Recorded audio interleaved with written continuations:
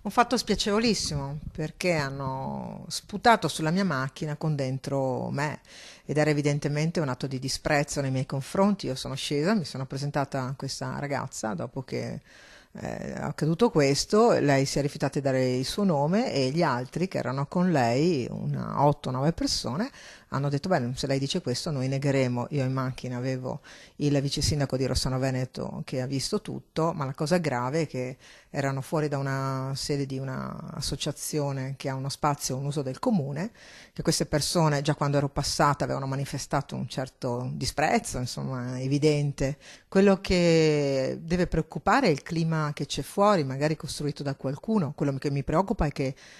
siccome queste associazioni stamattina sono stata presso la sede e al di fuori c'erano tutti adesivi con inneggianti all'antifascismo, ecco, non vorrei che qualcuno usasse le sedi comunali per fare della propaganda, alimentare l'odio e poi l'odio diventa uno sputo o qualcosa di peggio.